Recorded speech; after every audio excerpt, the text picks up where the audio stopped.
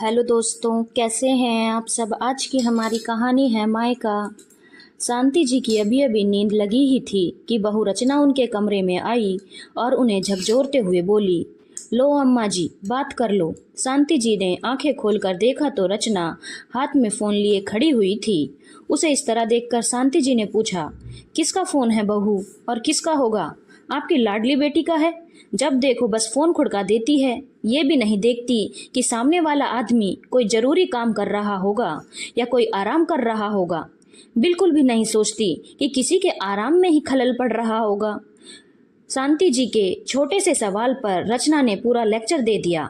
बहू, वो मेरी बेटी है, उसका भी तो दिल मेरे लिए दुखता ही होगा ना। अब मेरी तबीयत ठीक नहीं रहती तो रोज़ फ़ोन लगा देती है, नहीं तो पहले कहाँ रोज़ फ़ोन करती थी। हाँ, हम तो आपको बड़ा दुख में रखते हैं जो उसका दिल आपके लिए दुखता है, चिड़चिड़ाती हुई रचना ने कहा, और आखिर फ़ोन उन्हें पकड़ाकर वहीं पास में खड़ी हो गई। आखिर यह भी तो सुनना जरूरी था कि शांति जी अपनी बेटी से क्या बात करती हैं। शांति जी ने अपने कपकपाते हाथों से फ़ोन को अपने कानों पर लगाया और बोली, हाँ बिटिया, कैसी है तू? मैं ठीक हूँ अम्मा, तुम कैसी हो? बस बिटिया, अपनी ज़िंदगी के दिन गिन रही हूँ। अब तो शरीर भी साथ नहीं देता, बस भगवान उठा ले अब तो। अरे ना अम्मा, अभी तो बहुत लंबी उम्र है तुम्हारी। अभी तो पोते पोती नाते नतनी की शादी को देखना बाकी है। अब तो ना लगे बिटिया कि कब तक जिंदगी जी पाऊंगी। बस तुम लोगों को भगवान सारी खुशी दे और हमेशा अपना आशीर्वाद बनाए रखे। कहते कहते अम्मा को खांसी चलने लग गई। रचना ने अम्मा के हाथ से फ़ोन लेकर काट दिया और अम्मा को पानी का गिलास पकड़ा कर वापस रसोई में चली गई। अम्मा ने जैसे तैसे अपने कपकपाते हाथों से 2 घूंट पानी पिया और गिलास रखने ही लगी थी कि हाथ से छूटकर गिलास गिर गया। अचानक गिलास गिरने की आवाज़ सुनकर रचना दौड़ी दौड़ी कमरे में आई। गिलास को जमीन पर गिरा देखकर शांति जी पर चिल्लाने लगी, ये क्या है अम्मा जी, आपसे गिलास भी रखते नहीं बनता। गिरा दिया ना पानी और कर दिया ना फर्श गीला। अब मेरा काम फैला दिया। अब मैं घर का काम संभालूं या आपको संभालूं या आपके बिगड़े काम में संभालूं? बहू, हाथ कांप रहे थे इसीलिए गिर गया। हाँ हाँ, सब समझती हूँ मैं।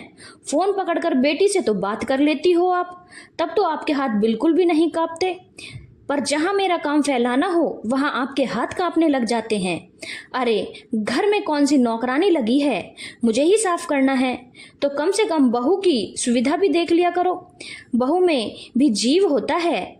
बड़बड़ाती हुई रचना बाहर गई और एक कपड़ा लेकर कमरे में आई और फर्श पर पोछा लगाने लगी। पोछा लगाकर खड़ी हुई और शांति जी की तरफ देखकर बोली, अब सो जाइए आप। बिना शांति जी की प्रतिक्रिया जाने ही रचना दरवाजा जोर से पटकती हुई बाहर निकल गई। शांति जी एकटक अपनी बहू को देखती रह गई, पर वो ज्यादा कुछ कह नहीं सकती थी। आखिर रहना तो उन्हें उसी के घर उसी के साथ था। बेटा तो सुबह का गया, शाम को ही घर में आता था। दिन भर तो रचना ही होती थी उनके पास, इसीलिए उसकी तेज जबान को भी शांति जी झेल जाती थी। खैर, रचना तो शुरू से ही तेज स्वभाव की रही है, पर फिर भी शांति जी ने सब कुछ संभाल लिया। पैसे टके के मामले में कभी भी अपने बेटे पर निर्भर नहीं रही। पति की पेंशन का पूरा सहारा था। जब तक शांति जी के हाथ पैर चलते थे तो वो अपने बेटी शालू को खूब बुलाती थी।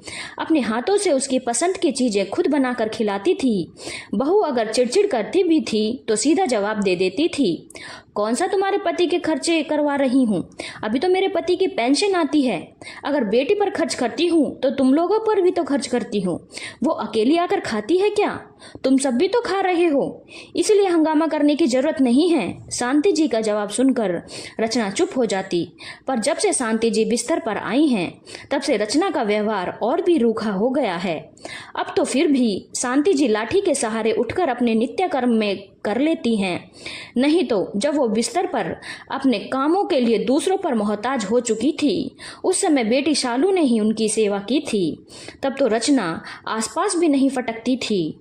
उन 10 दिनों में शालू ने इस घर में रहकर शांति जी की खूब सेवा की थी, लेकिन जैसे ही शांति जी धीरे धीरे लाठी के सहारे खड़ी होने लगी और अपने नित्य कर्म अपने आप ही करने लगी, उसके बाद से ही रचना ने अपना व्यवहार शालू के प्रति और रूखा कर लिया। आए दिन किसी न किसी बात पर शालू से बहस करने लगी थी, छोटी सी बात का बतंगड़ बना देती थी। अब तो शांति जी को भी रचना की नजरें बड़ी अजीब सी लगती थी। पता नहीं क्यों वो सुबह और रात को सोते समय शांति जी के पास जरूर आती थी और उनके गहनों पर सबसे पहले नजर मारती थी, जबकि शांति जी ने सिर्फ कानों के सोने के झुमके और पैरों में चांदी की पायल के अलावा कोई गहने नहीं पहन रखे थे। हाथों में लाख की चूड़ियां ही थी। उस दिन करवा चौथ था। सालू अपने मायके में ही मौजूद थी। सालू अम्मा की तबीयत का सुनकर जल्दबाजी में तो आ गई थी, तो ढंग के कपड़े भी नहीं लाई थी, तो अम्मा के कहने पर उनकी अलमारी में से उनकी भारी साड़ी निकाल कर उसने पहन ली। वो साड़ी शांति जी के लिए रचना के मायके से आई थी। ये देखकर रचना गुस्से से आग बबूला हो गई और सालू पर चिल्लाने लगी, किससे पूछकर तुमने अम्मा जी की अलमारी खोली? सब जानती हूँ मैं कि इस घर में क्यों रुकी हुई हो। अरे अम्मा की सेवा तो बहाना है, सब कुछ हड़प कर ले जाना चाहती हो अपने साथ, और पता नहीं क्या क्या निकाला होगा अलमारी से। उसकी बात सुनकर सालू की आंखों में आंसू आ गए और वो बोली, भाभी अम्मा ने ही कहा था इसलिए पहन ली। सब जानती हो तुम्हारा प्रिय चरित्र। अम्मा को बातों में फुसलाकर सब कुछ अपने नाम कर लेना चाहती हो। बहुत कर लिया। क्या बोल रही है, तुझे पता भी है?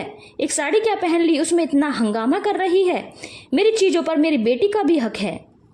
क्यों अम्मा जी, रहती तो मेरे साथ हो, फिर बेटी का काहे का हक?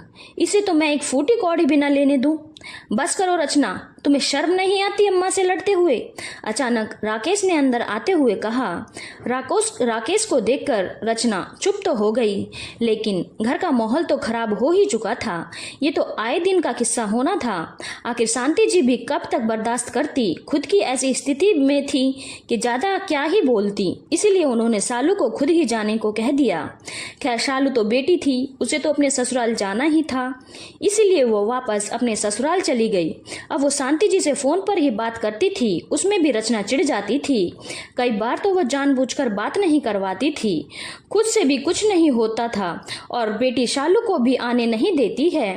पता नहीं मन में क्या वहम पाल रखा है। रचना को ऐसा क्यों लगता है कि शालू कहीं संपत्ति में हिस्सा न मांग ले और अम्मा से मरने से पहले उसे दे ना दे। बेटा राकेश भी ज्यादा कुछ नहीं कहता था, क्योंकि रोज घर की शांति भंग होने लगी थी, इसीलिए अम्मा ने ही उसे चुप रहने के लिए कह दिया। खैर शांति जी अपने पलंग से जैसे तैसे उठी और लाठी का सहारा लेकर बाथरूम की तरफ जाने लगी, लेकिन पता नहीं क्यों आज पैर लड़खड़ा गए और वो जमीन पर गिर पड़ी। अचानक कमरे में गिरने की आवाज सुनकर बहू कमरे में आ गई और शांति जी को गिरा हुआ देखकर बोली, अरे अम्मा जी, क्या हाथ पैर तुड़वाने का इरादा है? यदि हाथ पैर टूट गए तो मुझसे तो नहीं होगी आपकी सेवा। जैसे तैसे झल्लाती हुई रचना ने शांति जी को सहारा देकर पलंग पर बिठाया। पलंग पर लेटते ही शांति जी रचना से बोली, बहू शरीर में बिल्कुल भी जान नहीं रही, कब मेरे प्राण पखेरु उड़ जाएं। एक बार सालू को यहाँ बुला दे, मैं बस एक बार उसे देखना चाहती हूँ, उससे मिलना चाहती हूँ। ठीक है बुला दूंगी, कहकर रचना शांति जी को वहीं छोड़कर अपने कमरे में आ गई। पता नहीं अपनी बेटी को क्या देने के लिए बुला रही हैं। मैं तो बिल्कुल भी फोन नहीं करूंगी, मन ही मन सोचती हुई रचना ने सालू को फोन करना ठीक नहीं समझा। रात को राकेश घर आया तो अम्मा के कमरे में गया, वहां अम्मा को सोता हुआ देखकर वापस आ गया। सुबह उठकर जब शांति जी के कमरे में गई तो शांति जी के प्राण पखेरु उड़ चुके थे, पर उसे इस बात का बिल्कुल भी मलाल नहीं था कि उसने शांति जी के कहने के बावजूद भी सालू को नहीं बुलाया, बल्कि बिना वक्त गवाए वो फटाफट अम्मा के शरीर पर से गहने निकालने लगी। लेकिन तब तक राकेश भी उठकर आ गया। उसे अम्मा के शरीर पर से गहने उतारते देखकर राकेश बोला, क्या कर रही हो तुम? अम्मा के गहने क्यों उतार रही हो? तुम्हें पता है ना अम्मा को गहने पहनकर रखने बहुत पसंद है। अरे अब काहे की पसंद, अम्मा तो गई। अचानक रचना के कहने पर राकेश फटाफट अम्मा के पास आया और उनके शरीर को छूकर देखा। अम्मा का शरीर ठंडा पड़ चुका था, शायद काफी देर पहले ही उनकी मौत हो चुकी थी।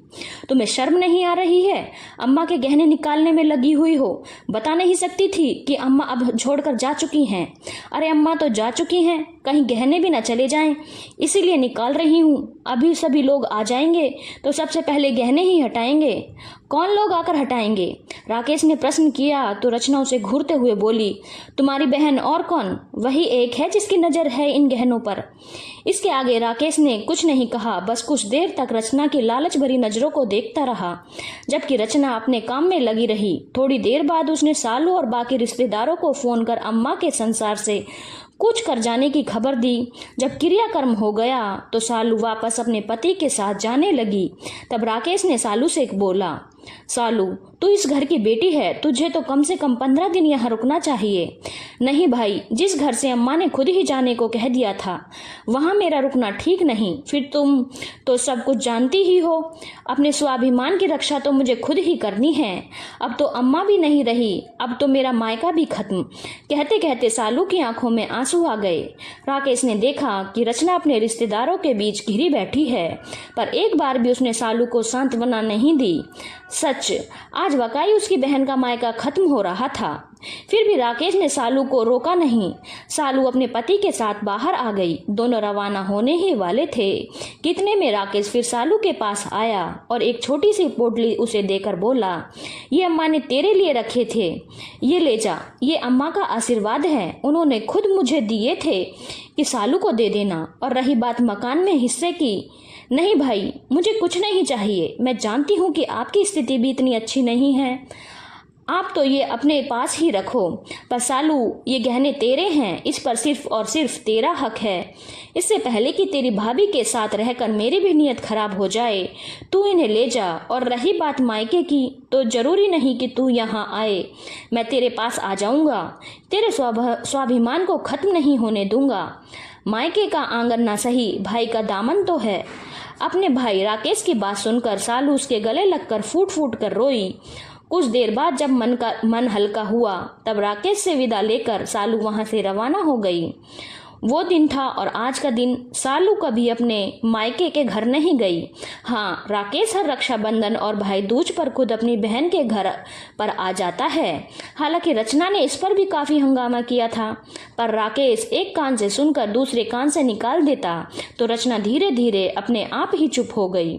और रही बात गहनों की, तो रचना उन गहनों के लिए अपना सिर पीटती रह गई। जब राकेश ने उसे यह बताया कि अम्मा ने मकान बेटे के नाम तो गहने बेटी के नाम किए थे और गहने उसने खुद सालू को दे दिए। धन्यवाद दोस्तों। अगर आपको कहानी अच्छी लगी हो तो चैनल को लाइक, शेयर और सब्सक्राइब करना ना भूलें।